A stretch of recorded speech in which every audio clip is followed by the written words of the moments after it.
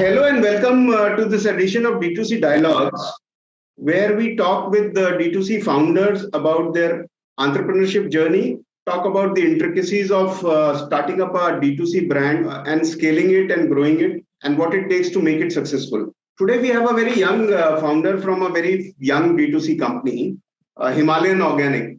And Vaibhav Raghuwanshi is the co-founder and the CEO of Himalayan Organics. He is based out of Indore. So a small town and the power of D2C is that you can sit anywhere today in the country and build your brand. So Vaibhav is a student of economics and he has done his MBA economics from PIMR Indore. He's an animal lover and he has been building a vegan dietary supplement brand since 2018. So Vaibhav, tell me something. You have been working prior to that for 2-3 years in various organizations, and so what made you start the entrepreneurship journey? Yeah, Ved, first, thank you for inviting me to this wonderful session of VW, and thank you for your kind words as well. So let me tell you about the story of Himalayan Organics. Like it begins pretty early for me. So the story began around 17 years back when my father, who was diagnosed with coronary artery disease. So this coronary artery disease is the formation of plaque in your heart arteries, and this was a very fatal condition at that period of time. And he had to go through a very critical, life-threatening surgery known as bypass surgery. And in past 17 years, there have been like 4 instances when he had to go through major bypass surgery on a stent implantation surgery on various instances. So it was a very critical and life-threatening problem for my family as well. And we were all worried every time because we were visiting all the best cardiologists in the country, the best doctors in the country, and we were trying to find out this problem. Why was this happening again and again with him? And as I completed my graduation from psychology honors, so I took this course very personally, like what I can do to help my father. And I did a lot of research in this particular field, like why was this problem happening with him? So his problem was not the formation of cholesterol, which is like widely renowned that this plaque is formed due to the cholesterol, but it was due to the deficiency of vitamin K2. So the function of vitamin K2 is to remove the excess calcium from your arteries. So generally people in India are not aware about it, that the major cause of the heart attack or the coronary artery disease, which is the one of the major reason of fatalities in India, is due to the blockages of your arteries due to the formation of calcium. So the function of vitamin K2 is to remove excess calcium from your blood vessels. And when this doesn't happen, it will eventually lead to heart attack or brain stroke or kidneys in your gallbladder or kidneys in your stones in your gallbladder and stone in your kidneys. So this problem was very eye-opening for me, and I did a lot of research. I did a lot of research on the nutrition part, like how it was the major reason for 90% of the chronic and life-threatening diseases in India. So in India, there is not awareness about it. Like how important are the key nutrients and vitamins in our diet? And when our body and our diet is deficient in those vitamins and minerals, it will eventually lead to chronic diseases in one form or the other, such as all the major diseases, whether it is diabetes or osteoporosis or arthritis. Each and every of these diseases are directly connected to the nutrition we take in our diets. And when this lack of nutrition happens, it will eventually lead to fatality. So I traveled a lot after my graduation and I visited many countries at that period of time. And I saw there is a very big difference there in the mindset of the other countries, such as the Western countries, European or say Japan, etc. So there people take dietary supplements as to fulfill their daily dietary needs, not in the form of medication as we do it in India. So when people take these dietary supplements from their general stores, it is easily available, and people are well educated and aware about like what to take it, how to take it, which is completely absent in India. So I saw a huge market gap also in terms of how we can help out in India. because in India, people are not aware. They think these dietary supplements are medications and these should be taken in the form of prescription from doctors. But it is too late when people realize this. Already the problem has been very significant in our country. So at that period of time, I with my co-founder Suzuki Sharma, we did a like extensive research, like why this problem is there in India. So in 2018, we formed Himalayan Organics that way. Okay, okay. So it's not suddenly that you one day woke up and started. Exactly. It's been a journey of 17 long years, and then I understand. For me, it's now 9 years now. Sorry? Since for me, it's been 9 years since I have been like in dietary supplement business. Okay, so since last 9 years, you are already aggressively pursuing this. Okay, okay, wonderful, wonderful. But Himalayan Organics was formed in 2018. Yes, exactly. Okay, so which has been about 4.5 years. So tell us something about the first 4.5 years and the second 4.5 years of your journey. So for first 4.5 years, I was like in co-founder in a different company, which was also based on the dietary supplement only. And at that period of time, we were doing a lot of research, like what is there in the market, why supplements are not there in the market, in Indian market, and how we can help to cater. What are the basic things which are absent in Indian market, such as the awareness, education, and how we can help it. So after like starting Himalayan Organics, the journey have been wonderful. And in like 4.5 years, we have launched more than 90 different unique products which are catering to different kind of problems. So Himalayan Organics is a like a plant-based and organic certified healthcare brand. So we provide solutions for the prevention and treatment against various like life-threatening diseases, disorders, and ailments related to kidney, lung, liver, heart, which are very crucial nowadays. So in last like 4.5 years, we have had more than 20 lakh customers up till now, and we have clocked a revenue of more than 100 crores while doing so. Sorry, come again.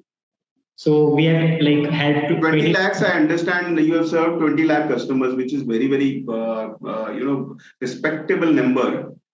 Yeah.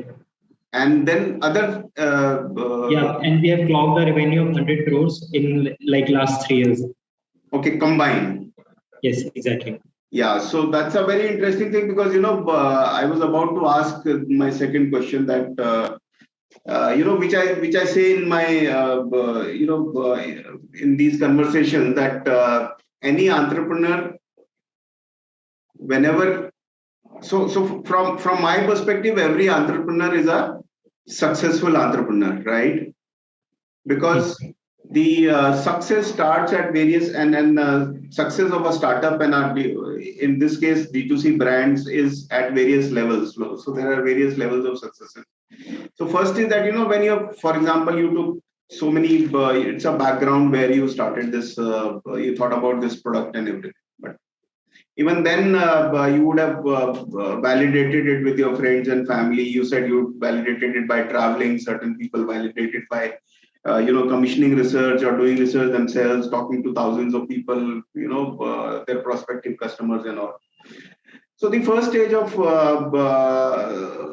startup success is the idea validation. Okay, so as soon as it is validated, you are successful, right? Second is when you gather the resources and do the first minimum viable product. Okay, so that's your success stage 2.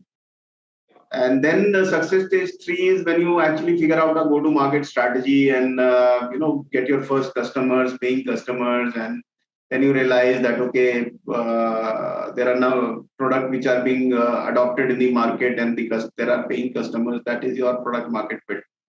Okay, and then so that's the third stage of success we may call. And then of course there is the fourth where it is unit economics, business model falling in place, and where you can actually compromise profits for growth. But if you stop growing, you can become profitable. That's your fourth stage. And fifth stage is obviously when you are actually able to return monies to your investors or stuff like that. So multiple stages of startup success. So you are saying, at what stage you think you are? So I think the idea of success is like different for everyone else, since like we have been a profitable bootstrap startup up till now. So I never saw this business as a like obviously money has to come some way, but it was an opportunity for me to help people because I wanted to do something very big and revolutionary in India. Like as dietary supplement is completely going to change the healthcare ecosystem of India. So what I wanted to do is because the healthcare is going to be very messy thing in coming days, and it already is very messy nowadays. So I want to like cure the problem at the root cause because there is a very big issue with the like current healthcare system in India. The healthcare system is not paying attention at the root cause, like why these problems are happening at the stage. They are just providing a temporary solution in form of a surgery or in form of a like diabetes medication or a thyroid care medication, but they are not paying attention. Like these problems should be addressed to the core if we want to like get this nation healthy. So my idea of success would be like to introduce these dietary supplements to each and every person of India because like around 140 crore people in India and each and everyone is deficient in certain forms of vitamins or minerals, which will eventually lead to problem. Maybe in 5 years or in 10 years, because everybody is human body needs all those kinds of vitamins and supplements which are crucial, right? So my idea of success would be like each and every individual in India should be aware about their nutrition they are taking and should have an like affordable, approachable option to fulfill their deficiencies and to like be healthy. And because I don't believe in that way, because I think I have been very like fortunate and like God has blessed our company a lot because we have been a profitable bootstrap startup since beginning, and our growth was also like pretty good in terms of numbers also since the inception. So I don't know like how I could relate with the other founders. Yeah, no, wonderful. So I think that's a very large and very respectable vision that because we are not a diet conscious and supplement conscious country. But if everybody realizes that, and as you were mentioning in other countries that everybody should start having uh, dietary supplements so that they can avoid the possible diseases they can contract. Yeah, Vedan, I would like to add one point here. Like the life expectancy in India is 69 years, which is like 15 years less as compared to other worlds. Like in Japan, people usually live to 84 years. In Canada, it's 82 years. Singapore, it's 82 years. So this 15 is a very huge, big gap. And so there is a difference in the like thought process, awareness about the nutrition also. So it is one of the major contributing factor to the life expectancy of the entire country. So that is the main point which I am working on. No, no, that's awesome, and I'm so impressed by knowing that it's a bootstrap company, and collectively you have done turnover of 100 crores in 3 years. So tell us two things. First is why did you choose this to be a D2C brand, right? And second is what has been your experiences while bootstrapping? Yeah, I would say like the journey has been very merry-go-round for us because there were a lot of highs and a lot of downs also. But for us, D2C was the only medium because our major like the thing for a go-to-market strategy is awareness and education. When people will become aware and educated about the like the deficiencies, as I've already told you, and about the how we are going to solve those deficiencies, or how our products are going to help them. So D2C is the best medium because in today's world, everything is going digital. Everyone is spending 6 to 8 hours on their mobile phones. So that is the medium which we are trying to connect these people. Maybe in form of YouTube videos or educational content on various health websites or health magazines on Quora, LinkedIn, those kinds of social media platforms as well. So D2C, because we can directly connect to the customer, our company can directly talk to the customers. We have a like dietitian and nutrition department here who directly is in conversation with the like customers which are visiting our website, and we are trying to help them in a holistic way. So D2C has been a very good medium, because in traditional retail channel, the company and the consumer don't talk to each other. Only the packaging and the marketing communication does. So that is the key differentiator for us for Himalayan Organics. Yeah, great. And then tell me your challenges or your, some stories of being bootstrapped. Were you faced with challenges where there were fund crunch, where you thought, okay, let's go to the market and raise some funds, or that stage never happened, or just share some details about that. Yeah, definitely. So yeah, when you are not funded, you have to like reinvest your profits. Every aspect has to be like look at very closely, because you don't have any money to burn. Whatever you are going to earn, you are going to invest that, right? So we have to be very crucial in the like area which we are investing on, whether it's a marketing channel or it's an employee hiring. So that also gives us a very efficiency, because what I have noticed are founder are becoming very are not paying attention to the like money they are burning on the brands to build a brand, right? They are just like carelessly burning the money, and it is definitely going to impact their business in long run, because they are just chasing the revenue numbers and they're just chasing the valuation numbers. They're not keeping focused on the key attribute, that is the customer. Like even you will see Ola, Uber, how their services have been like deteriorating day by day, because everyone is chasing revenue, everyone is chasing numbers, but they are not paying attention to the service the customer is required. So it's an open thing. Everyone knows that these service companies are not providing the services which are the key aspect of their business, right? So for being bootstrapped has like kept our boots down. So because we have to think about everything, we can't take decisions, any decision carelessly. Whatever works for us, we invest in those parts. Whatever doesn't, we just quickly close that part. So it has been good for us being bootstrapped. And yeah, I think every founder is tempted by the like funds which were flowing like last year or the last 2 years in the country, in the like businesses different kind of. So we were also like thinking to raise those funds earlier, but eventually we noticed this thing that funds are not going to help us, because what we want to do, we want to make change slowly and gradually, and it will only come when you take the route by step, not just like signing a celebrity here and doing a lot of marketing and branding. We are not in that category. We are not in that industry. Customer has to learn about our products. Customer has to learn about their efficiencies, their problems. Then only the like main impact and change will come. So we are like set on this bootstrap path for now. But maybe in future, when the time is right, when we might also go for the funding.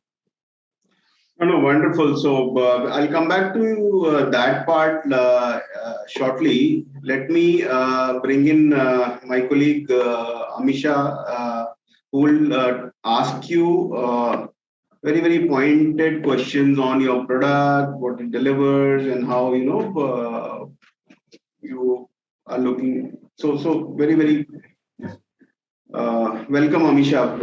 Well, thank you taking out the time to talk to us. So, without wasting any time, I'll just get right into it. So, tell me, so how do you source the ingredient for your products, and what step do you take to ensure that they are natural and organic? Yeah, so the one of the major reason that we have started our own like manufacturing a few like months back was to like provide the consumer 100% authentic and organic ingredients. Because in India, like there are no manufacturers who are building a organic certified nutrition or dietary supplement product. So we want to be the number one in that particular category. And so what we have built a very good system. We are USDA and like Javik Bharat, NPOP, NOP certified manufacturing facility and a brand. So the main thing is the testing of the raw material which we procure. First of all, we try to get the best manufacturers in the country, which are reliable, which are working with very big companies, and which have the authenticity to provide those kind of ingredients. Second is, and most important part is the testing of the raw material which we procure. So the testing that it's a ET and pesticide test, which includes the test for 180 different kind of insecticides and pesticides used in the like farming or agriculture. So we have we yeah. So we do that type of test. Sure. So as you said that you test your products, so do you guys do animal testing as well? Because I don't think that is legal, right?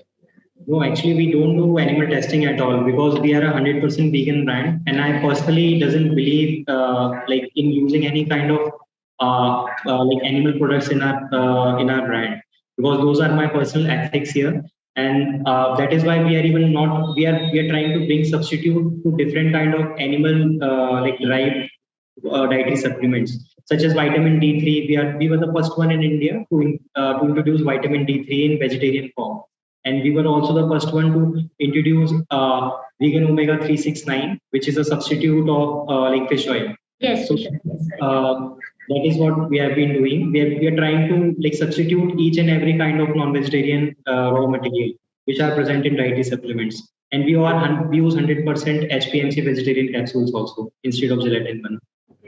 So, as you know that there are so many online products that selling their goods and saying that they're eco-friendly and they are cruelty-free and stuff like that. So, can you tell me what step do you take to ensure that your products are sustainable and eco-friendly, and what impact do you hope to have that on the environment? Right, and with that also I would like to ask you in the same question, what is the difference between you and those brands who claim the same claim as you are saying about your brand, that it is different? So how is your brand different from other brands? Why people should buy your brand instead of theirs? Yeah. So first of all, I would like to address the sustainability and the like environment friendly part. Like as I've already mentioned that we are trying to like introduce the substitutes in the vegan form, in the form of vegan HPMC capsules instead of gelatin ones, or the vegan form of other dietary supplements which were earlier not available in India. That is one of the way. Other ways, our products are plant-based, so we are focusing on that sector. Our products are not manufactured in the form of drugs in the from the artificial sources. So it is in sense trying to like helping the environment also, because for plant-based products you need plant-based ingredients, and for those ingredients you need plants, right? So indirectly we are trying to help the environment also here, and I think these two factors are also one of the major reasons that we are different from our competition. That we are 100% vegan, we won't like go for the money if the product or raw material is available in non-vegetarian form, and we try to substitute. We don't even launch those kind of products in our own brand just for money. And the other thing is that we have our own manufacturing facility. So that manufacturing facility give us a huge R&D lab for new product development, for the improvement of our existing products, to provide very good like potency and authenticity to the customers, which we promise. Because third-party manufacturing is a very tricky and difficult game. You can't rely on like many people, like what they are putting in your products, what kind of ingredients they are using. It's a very tough thing. And other plant-based vitamins and minerals which we have launched in India, we are the first and the best sellers on like various platforms on those products, such as plant-based vitamin B12, plant-based vitamin B complexes, plant-based multivitamins. So we are the first one and the only one in that particular category. So that is what like differentiates us from the majority of the competition out there. Wow. Nice, really nice. So I will just ask my last question. So as you can tell me about your future plans with the company, and what are the new product or initiatives can we expect from you, from the company, and is there anything that you would like to add in some kind of technology? Because if we are seeing that so many sectors are introducing technology in their businesses, so I want to know about all that. So, like the innovation part in our business is going to come from the manufacturing facility, which we have owned. Of course, marketing and those kind of like technology integrations are already there, which we have been doing it. And the like daily day-to-day operations, we have built our own in-house software for everything. We have own a like in-house built ERP to resolve all those kind of problems. But what we are going to do is we are going to introduce India's first and only organic certified nutraceuticals, which are like completely absent in India. There are no other brands in India which are like giving organic certified nutraceuticals, especially in forms of vitamins and minerals. So that is going to be our way forward and key differentiator there, and that is what we are looking forward to. So thank you so much for answering my question. I would like to ask Ved sir to continue the conversation. Thank you, Amisha. Thank you for stepping in. And coming back to your future plans, Vaibhav, where do you see yourself and Himalayan Organics, and what are your short-term, mid-term, and long-term plans? Are you also looking at going physical? Yeah, sure. So as I have told earlier, Amisha, that our short-term goal is to launch our own organic certified nutraceutical in this coming quarter itself, and our middle-term goal would be to reach at least more than 10 crore people in coming 5 years in India itself, because that is what I want to do. I want to make this India healthy, and my long-term goal would be to make Himalayan Organics a household name, just like a legacy brand, because I'm not looking this brand just to be make and sell brand in 2 or 5 years, or get acquired by any major company. I want this brand to be a legacy brand that would last for a century at least. So that is what we are building here at Himalayan Organics. Wonderful. So what would it take for you to reach there? I think time and a lot of effort definitely will be required to reach there. And we are already on it. And me and my co-founder, we have this our life's vision and our life's purpose to give it to the Himalayan Organics and to give it to the health and dietary supplement sector. Awesome. Wish you all the best on that, Vaibhav. My last question, do you think D2C only is a disadvantage? Do you want to go to offline also, on the offline mode? Yeah, I think D2C is a very good medium for new and upcoming brands. For Himalayan Organics, we wouldn't have made it up till here without being a D2C brand, because of the benefits which you are getting. You can work from anywhere. You can here we are sitting in a tier 2 Indore, and we have 98% of our customers in metros. So that is the scale which we have been able to do it from sitting in a tier 2 city. So D2C has been a boon for us. But I think gradually, everyone has to build a brand, will have to go to the offline channels also.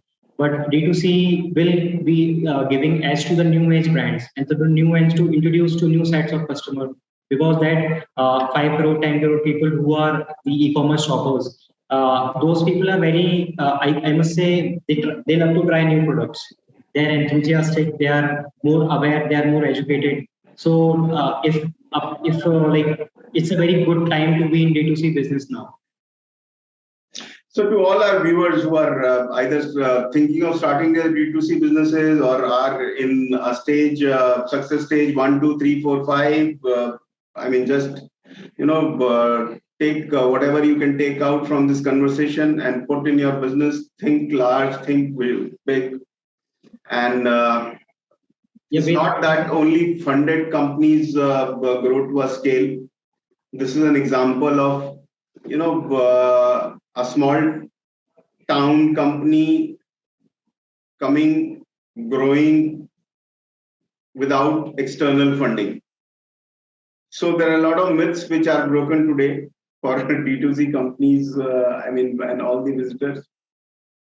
So Vaibhav, it has been a very interesting conversation. Thank you very much, and we'll be back with another edition of D2C Dialogues very soon.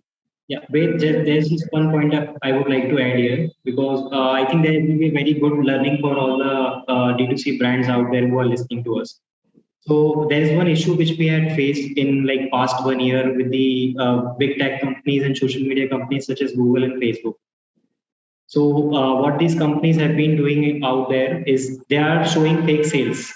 Like whatever organic sales which we are getting on our own website, they are conveying it that those sales have been coming from the paid channels.